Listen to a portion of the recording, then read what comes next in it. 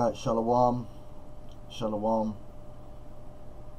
First, I'd like to give all praises unto Yahweh, Bahasham Yahweh Shai, and double honors unto the apostles and elders of GreatMillStone, and honors to you brothers out there on the highways and the byways teaching this word in all sincerity and in truth. Shalom to you brothers out there that's listening and learning and supporting the ministry, and to the sisters as well. And I just want to go back in on this article that I was reading in a previous live show, and key in on this term network of care and how it plays into the body of Yahweh Shai, which really represents Israel as it should be. You know, this ministry, this brotherhood, this nation, and how we're supposed to see each other as one flesh. We're all connected, and that should remove any notion of selfishness, man. You know, because selfishness is basically the destruction of us all, man. Alright, we're a body, we're a family.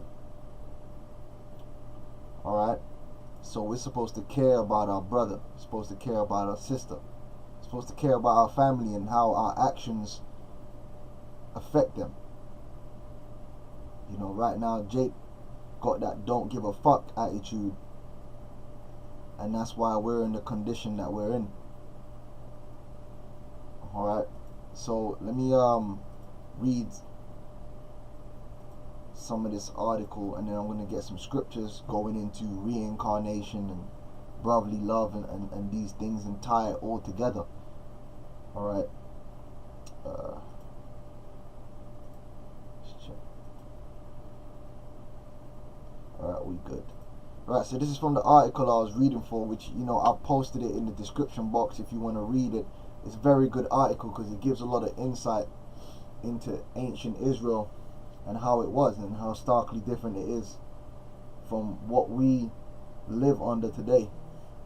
And the article is household, family and household in ancient Israel.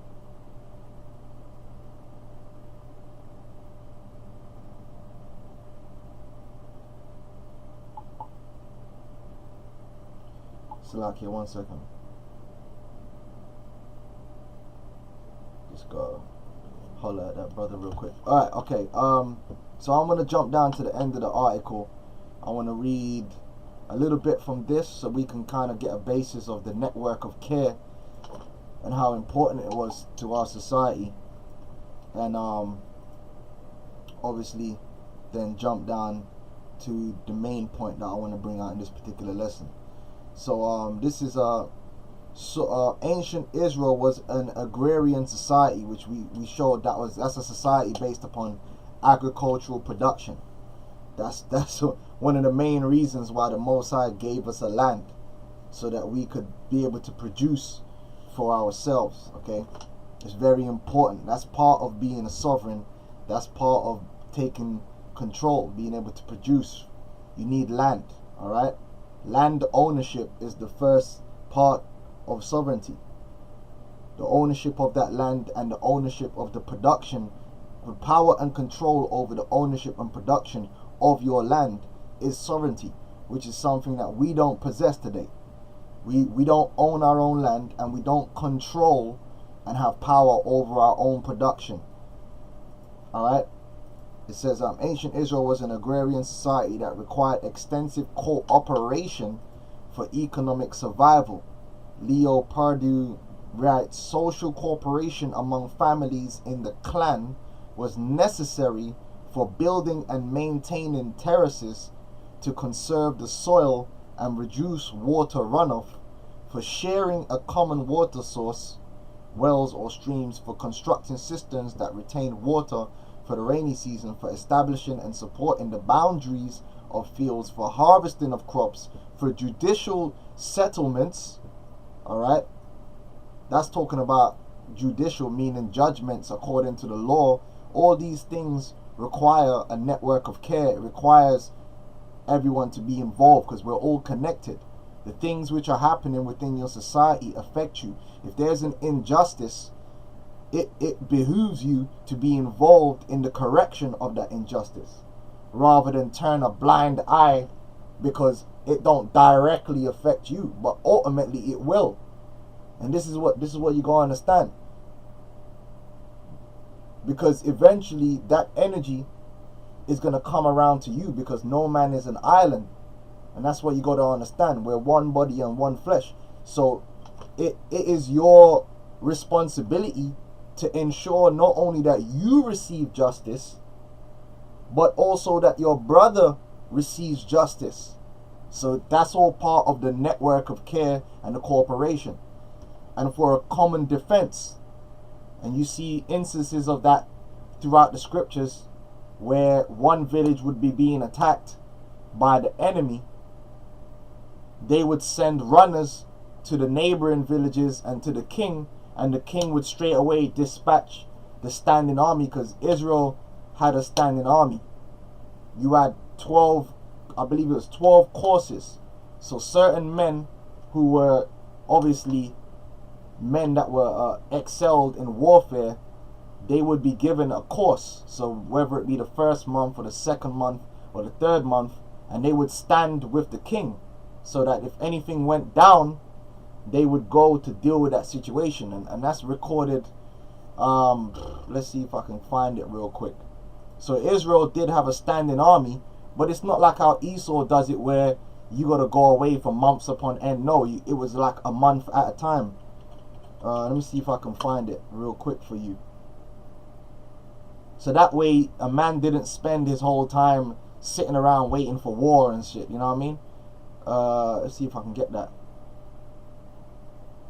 Because you had the priest courses, but you also had the courses of the army. Let's see if I can find it real quick.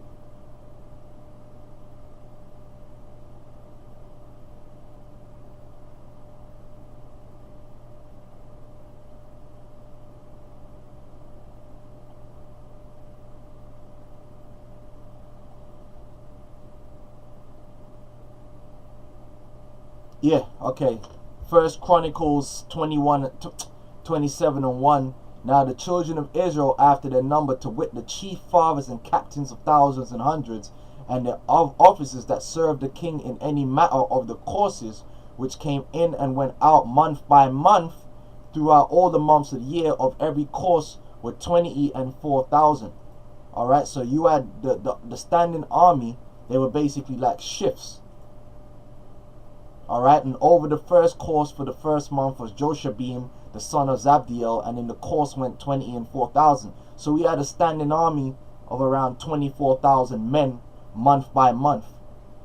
Alright, and that was all part of the network of care. We mutual protection, because if each village relied on defending its own self, then an army, foreign army, could come in and just take each village down one by one. But if we all respond together, that makes us stronger. So there's practical reasons for being a brotherhood, for being connected, for having a network of care, as it's going through right here. Alright, but that was just a little bit of history in case you didn't know about how we dealt with the army. It's not like Esau, where you might do an 18-month campaign or some craziness like that, you know, just at some station for 18 months. No, it'd be a month at a time. And then if nothing ain't happening for that month, then you go back home to your family and your village, and you continue what you normally do, farming, or, you know, whatever the case may be. But anyway, let's jump back here. So judicial settlements, and for common defense, a network of mutual care. Right? This is something that we don't really have. Jake doesn't have that today at all. A network of mutual care was necessary for households to survive crop failures and food shortages caused by drought. Because if one house or one family or anyone fell into a hard time, the network of care was there to lift them up, to help them, and vice versa. In fact, let me get a scripture on that. I think it's Sirach 30 and 20.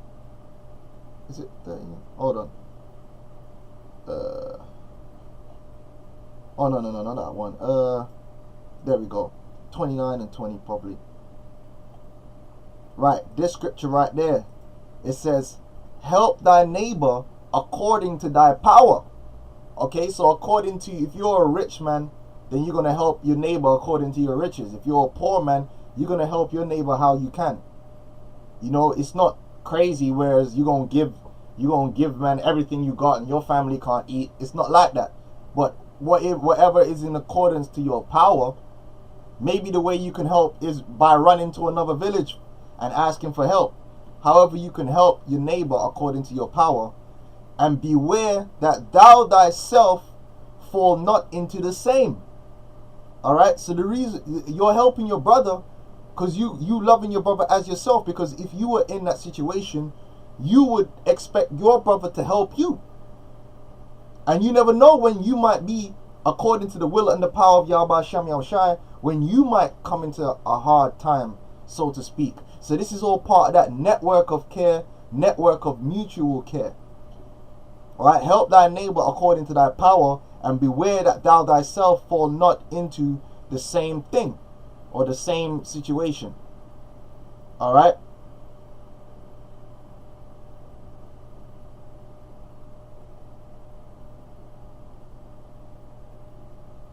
And it goes in, this whole passage is really good. In fact, let me read on, because this goes into the network of care. That's why we had a situation with the strangers. When you would entertain strangers, you would deal with strangers properly. Now, what's a stranger? A stranger just represents an Israelite that's not from your village. If you would entertain him and treat him as a brother, because you would want the same thing. If you were a Gadite and you were traveling through the land of Benjamin, you would want to be treated with love and respect. So it's the same thing. If a Benjamite is traveling through the land of Gad, you treat him the same. You love thy brother as thyself. So let's read a little bit more into this. It says, the chief thing for life is water and bread and clothing and a house to cover shame. Better is the life of a poor man in a mean cottage than a delicate fare in another man's house. So it's really best to have your own. And that's why Yahweh Shem Yahushai divided among the tribes every house and inheritance. Because this thing really isn't about another brother living off another brother. Like you just living in a guy's house and living off him for the rest of your life. That's not what this is all about. But if you got to help your brother, you help him to get back on his feet, that he may have his own, that he may be strong by himself, so to speak. And then you are all stronger together. Alright? This ain't about a leech doctrine. You know what I'm saying? It says, be it little or much, hold thee contented, that thou hear not the reproach of thy house. For it is a miserable life to go from house to house. For where thou art a stranger, thou darest not open thy mouth, because you basically at another man's mercy, you know, goodwill. Where if when you're in your own house, you do what you want, man. You know what I'm saying? You excuse my vulgar language, but you take a shit when you want, you take a piss when you want, you know, you put your foot up on your table if you want. It's your house, you know what I'm saying? But if you're in another man's house, you gotta abide by their rules, and you know, you don't want to overstep, you know, because you in their domain, so to speak. Alright? I mean, obviously you're gonna make a brother feel comfortable if they're in your house, but you know, they still gotta follow what you do. You know what I mean? It's a balance. It says, thou shalt entertain and feast and have no thanks. Moreover, thou shalt hear bitter words. And you see that happening. You know, when you'll have family, and there's a saying, overstaying your welcome. You know, like family will put you up for, well, in nowadays it's terrible. They might put you up for a day and start cursing you out. But you know, you might stay with family for a month, 2 months, 3 months, while you're getting on your feet. You start trying to stay for 6 months to a year, then people gonna start looking at you crazy, especially if you ain't got a job, because now you're just infringing on them. You know what I'm saying? So really, what you want to be doing is getting yourself back on your feet as soon as possible, man. You don't want to just be, you know, because eventually you're gonna start hearing some bitter words, you know. But that's just that. And say, "Come thou stranger, and furnish a table, and feed me of that thou hast ready. Give place, thou stranger, to an honorable man. My brother cometh to be lodged, and I have need of mine house. These things are grievous to a man of understanding, the upbraiding of house room, and reproaching of the lender." Okay. So you know what I mean? That's just what the kind of things that can happen, you know, if you constantly, you know, all up in people's houses and that, you know, they might need room for somebody else or whatever the case may be. But the point of the matter is, there is this network of care, and we do have a responsibility to help our brother in a situation, man, and to help the stranger. Okay, the Good Samaritan and all that. You know, you read the parable of the Good Samaritan. He met his brother laying in the street wounded, and he took care of his brother. Because guess what? You would want someone to do the same to you. You know, a lot of people expect things for themselves, but when it comes to giving it out to others, they got a problem. And that's pretty much Jake. Jake will accept everything, but when it comes time to give, it's like, nah, man. You know what I mean? That's a wicked spirit. Alright? If you got to be the change you want to see. It says a network of mutual care was necessary for households to survive crop failures and food shortages caused by drought, blight, and disease. This network of care extended beyond individual to tribes and to the sons of Israel, whose marginal poor included Levites, widows, fatherless children, resident aliens, and debt servants, slaves, and sojourners. So what I'm focusing in on here is the widows, the fatherless children. That's something that the Lord constantly got on Israel for, because Israel weren't trying to take care of the widows, weren't trying to take care of the fatherless children. They didn't want to take the responsibility, man. But your brother, your sister are your responsibility at the end of the day. You are your brother's keeper. Alright, that's just what it is. We're a body. Alright, now what I want to jump down to is the last chapter. Let me check the comment board first. Comment board.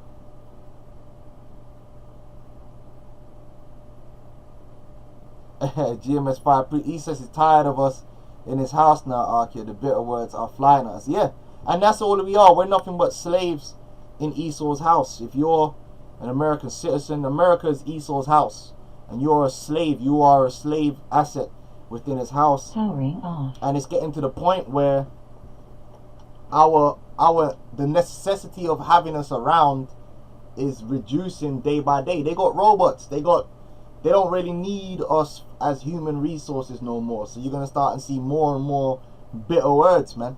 Yeah, that's a great point, Makolat. Hey, Shalom, by the way, brother. Okay. So, right, it says, so in a way, family can be viewed as concentric circles with the household at the center. Alright, so real family, the entire nation is family, and it has circles. So you got the Israel itself, then you got the tribe, then you got the clan, then you got the households. And everyone understood that these things are all connected, and what happens to one will eventually affect the other. What happens to one tribe eventually is going to affect another tribe and another tribe. Okay, we are essentially one. And our destinies are ultimately tied together. Because we're what? We're a people. We're not a group of individuals, which is what Esau has broken us down to. When Esau put us in slavery and he broke you down and gave you a national insurance number, what he did was break you down into an individual. And that's how Jake think, the Israelite man and the Israelite woman think individually. Even when they have a so-called, what they think is a family, which is really just a group of individuals living together, they don't really have much care about what each other are doing or have much connection. You know, they don't even eat, families don't even eat together no more. You know what I'm saying? Everyone's doing their own thing. You don't know what's going on. Parents don't know what's going on with their children. Children don't know what the vision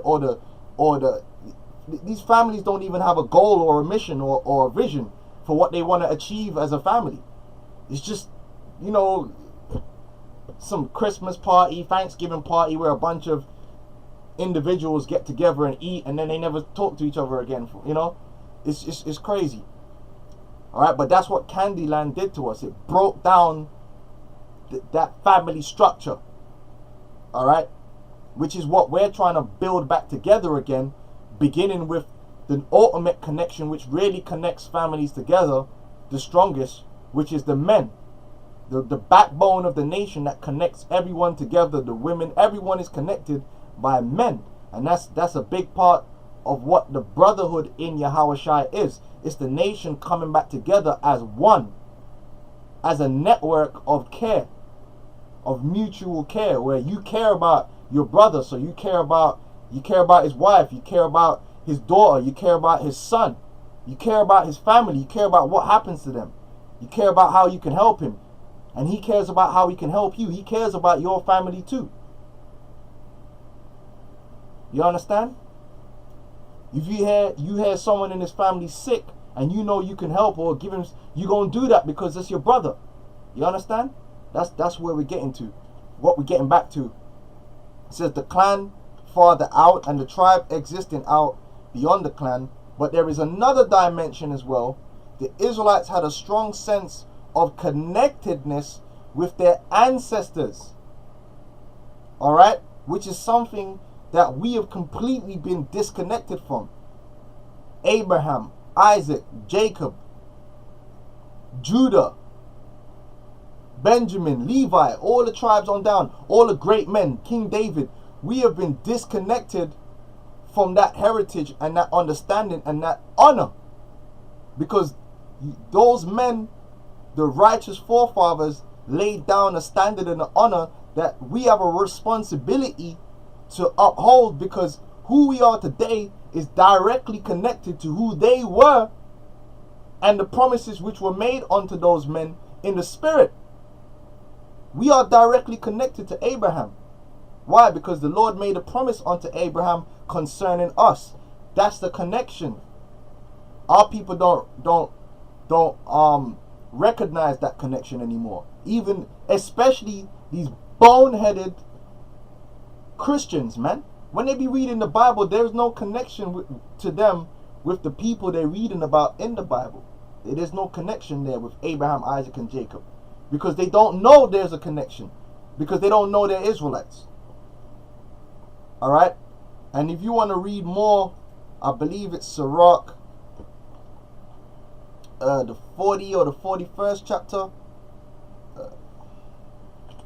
If you want to go into a good passage for learning about our righteous forefathers, our honorable forefathers, man.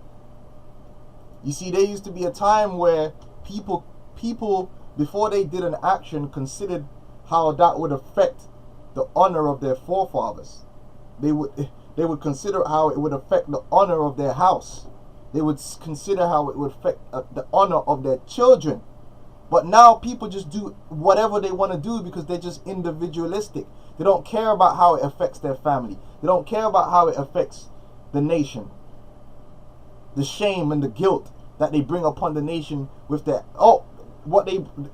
the shame and the guilt they bring upon Yahweh Shem Yahushai by defiling his name, by acting like an asshole. They don't care. Alright? You watch them if you watch certain West African movies, they still kind of think like that. You watch them old Japanese samurai, they'll talk about, you have dishonored the house. Jake don't think like that. Jake don't think about, especially Jake in the West, don't think about how their actions are going to affect their family. They only think about themselves in the moment. They have no connection to their past. They have no connection to their present, and they have no connection to their future in terms of the network of care. Let me try and find out.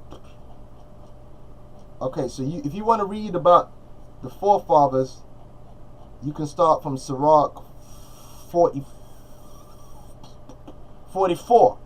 And it goes into, you know, all our righteous forefathers, man. Honorable men. And when you do evil and wickedness, you're dishonoring their memory, man, because you are of their seed. You're dishonoring their memory, man, which is a damn shame. Something to consider. Alright? Anyway, jumping back, it says the Israelites also had a strong sense of connectedness with their ancestors and with yet to be born descendants. So when they made decisions, the decisions took into context how it would affect their ancestors, how it would affect the Israelites, their family and the clan, the tribe who existed at the time, but even how it would affect the future generations. And that's how everything should be balanced, man. These folks were understood to be part of the household, clan and tribe as well. When someone died, he or she was said to be gathered with his or her ancestors. Alright? As time went by, the ideas of clan and particular tribe became somewhat fictive relationships without always having a strict biological connection involved. So basically, Jake started falling away from that understanding. Alright? Let me hit the comment board, then I'm going to get some scriptures. Oh boy, what's this guy doing there?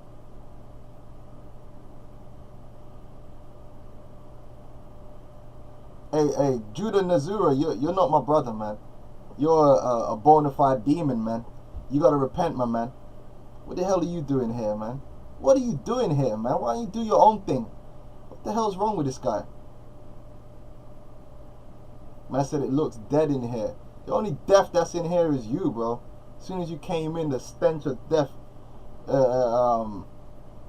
just resonated through the whole scene, man. Be gone, Satan. Okay? Be gone. Alright? See these guys coming in trying to get attention. That's what they do. They trying to get some of our spirit and our energy. And instead of, you know, adding something positive to what we're talking about, which is a positive thing, he wants to use this as an occasion to have some kind of strife or some kind of fight. He's just a demon, man. That's just one of Cain's children. You know, forget about him. Let's go back to what we're dealing with. Alright? I'm doing something. Is it? Tell him he's got to give me like 10 minutes. Right, let me get through these scriptures then.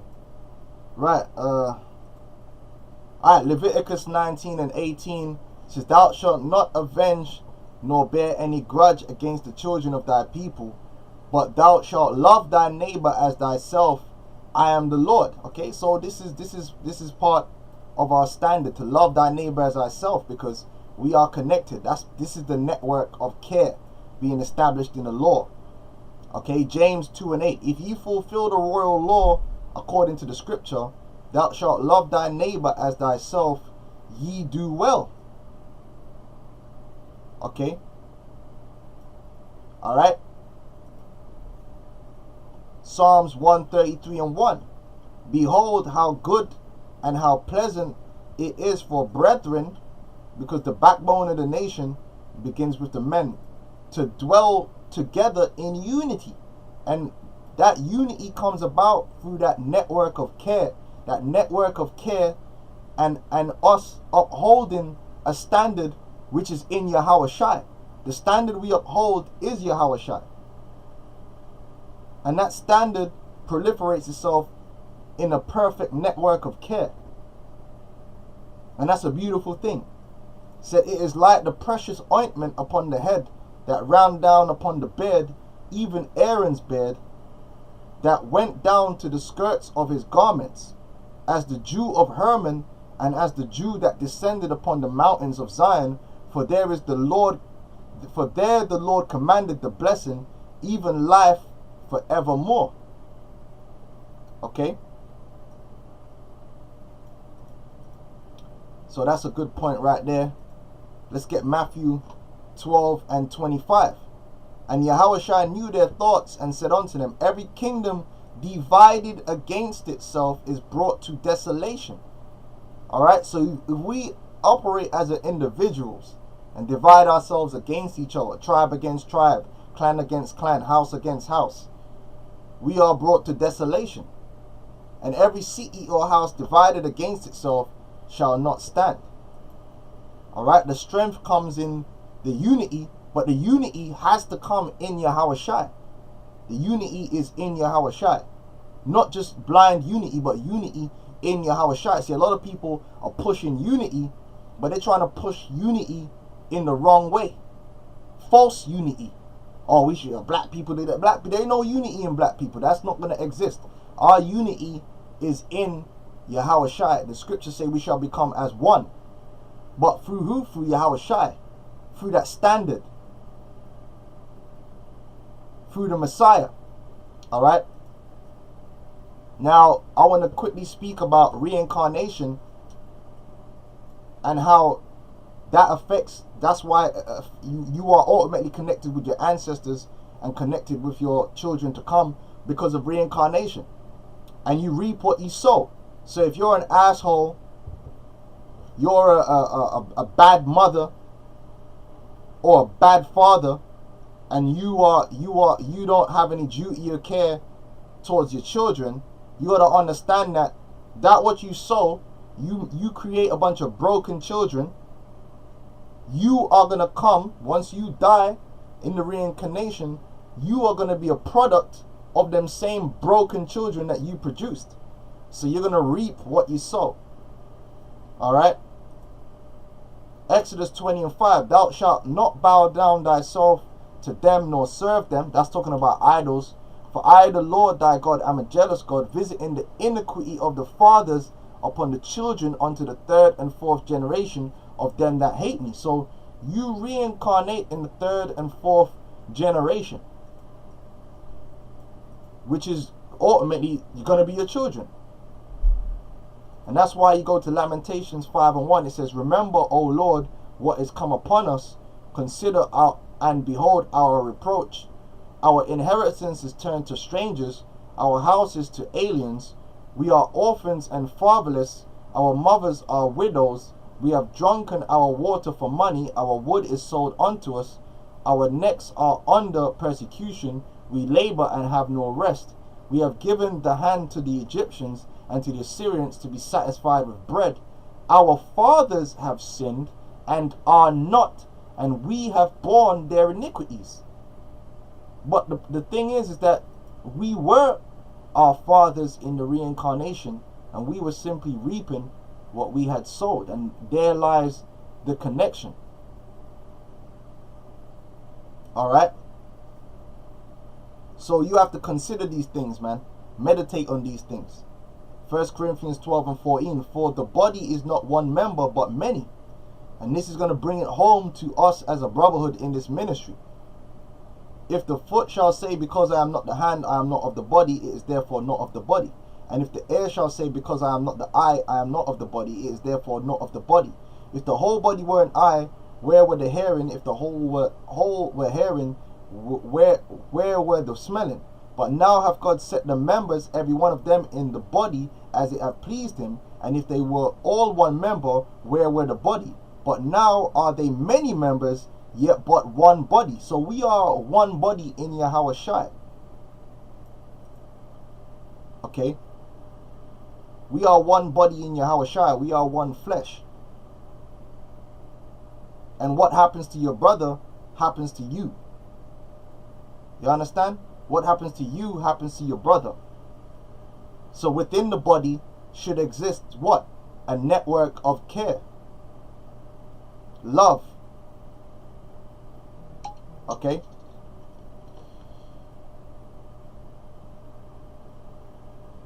Right, okay, so that's the point on that. I mean, there's more scriptures I can go through, but I'm sure I've given brothers a lot to meditate on in that. Oh boy. Satan, boy. Satan love attention. Hey, so with that, I'm gonna say shalom to the brethren, and we can look forward to, in the kingdom, what's gonna happen is riffraff and undesirables and assholes like this Naruto guy here, he's gonna be destroyed, and the only things that's gonna be remain is the true body of Israel, the body which is in Yahushua, and everything is gonna be perfect, and we're gonna have a complete and perfect network of care among all Israel forever and ever. Alright, so with that, I'm gonna say shalom.